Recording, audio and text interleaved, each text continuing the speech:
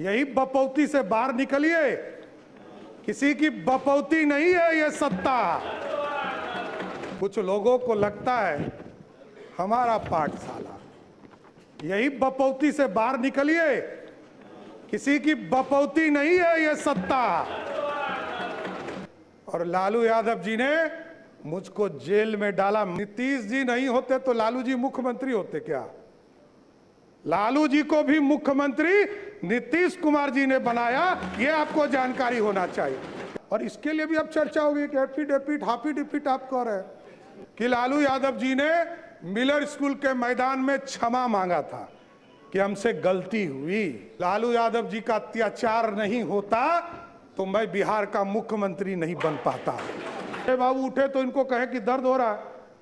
सही बात है, कुछ लोग को चिंता रहती है, कुछ लोगों को लगता है हमारा पाठशाला, यही बपौती से बाहर निकलिए। किसी की बपौती नहीं है ये सत्ता।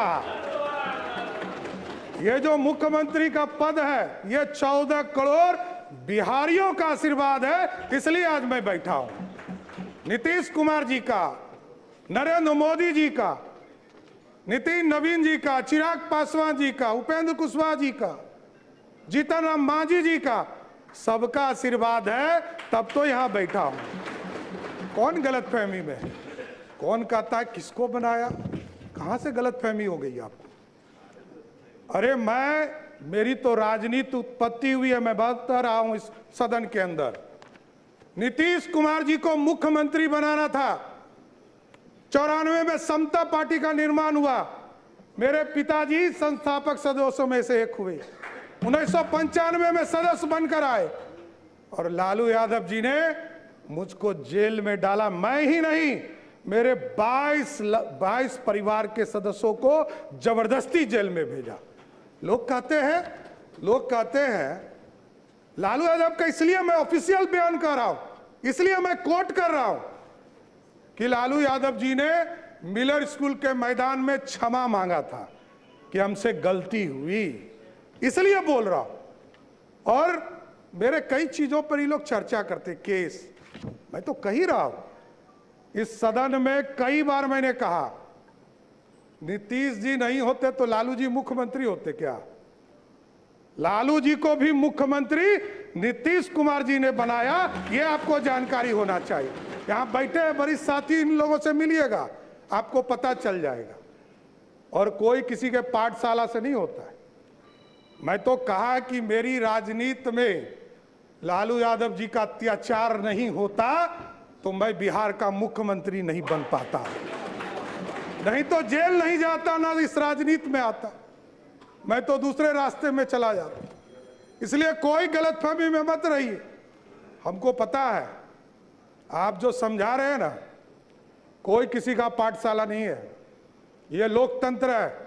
यही भारतीय जनता पार्टी है साथियों, जिस पार्टी ने हमको लीडर ऑफ ऑपोजिशन भी बनाया, भारतीय जनता पार्टी का अध्यक्ष भी बनाया और 2 बार डिप्टी सीएम बनाया और आज बिहार का मुख्यमंत्री बनाया है। किस गलतफहमी में आप हैं? सबको, पूरी पार्टी एक है, कोई गलतफहमी में मत रहिएगा। न्यूज चलाने वाले चलाते रहेंगे, आप कंफ्यूजन में रहिएगा। हम सब एक हैं और पूरा एनडीए कुनबा एक साथ मिलकर सिर्फ और सिर्फ बिहार के विकास का काम करने का काम करेगा सब। और हम लोग को पता है, कई लोग कहते हैं, बहुत चर्चा चल रही है, मैंने देखा सोशल मीडिया, नए नए मीडिया के रूप आए हैं, मैं खुद भी नहीं समझ पाता हूं। मैं यदि माइनर होता 1995 में तो मेरे को जेल में रखता क्या? बाल सुधार गृह में रखता। 1995 में मैं जेल में रहा और ये सारे मामले कोई नया नहीं है। मैं लोअर कोर्ट लड़ा हूं, हाई कोर्ट लड़ा हूं, सुप्रीम कोर्ट लड़ा हूं, सब बार लड़कर जीतकर यहां बैठा हूं, कहीं कहीं दिक्कत नहीं।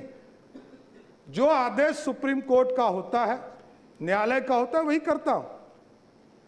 और डिग्री में आप भाई पीछे छूट गए। मैं तो यूजीसी हो या यूनिवर्सिटी का मान्यता हो, जब तक उसका प्रमाणित नहीं किया गया तब तक मैं एफिडेविट में अपना, और इसके लिए भी अब चर्चा होगी कि एफिडेविट हाफिडेविट आप कह रहे हैं। अरे भैया, ये बिहार के लोग अब ये बोल रहे हैं कि 3 बार आपका शब्द बदल गया। अरे भाई, मैं 6ठी बार मंत्री के दर्जे में हूं, मुख्यमंत्री हूं।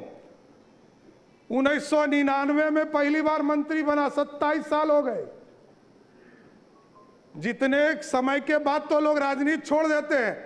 अभी हमारे भाई अख्तरुल जी ने कहा कि सबसे युवा मुख्यमंत्री, लालू जी सबसे पहले युवा मुख्यमंत्री हुए, लेकिन पूरे बिहार को लूटने में लग गए। इसलिए युवा नहीं, बिहार को समृद्ध बनाना है, बिहार की समृद्धि के लिए काम करना।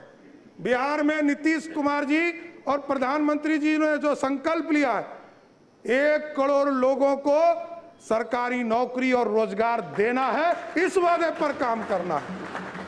और महिलाओं के लिए स्पष्ट बताना चाहता हूं, नीतीश कुमार जी एक गार्जियन के तौर पर बिहार में काम करते रहे। आदरणीय प्रधानमंत्री जी लगातार महिलाओं के सम्मान में आगे बढ़ रहे, और अभी कह रहे थे ना कि आरक्षण के अंदर आरक्षण दे दीजिए। विजय बाबू उठे तो इनको कहे कि दर्द हो रहा है। आज देख लीजिए, हमारी बहनें यहां बैठी है, 29 विधायक हैं यहां पर, उसमें से 23 विधायक सिर्फ ओबीसी या दलित समाज से है, 2/3 से अधिक।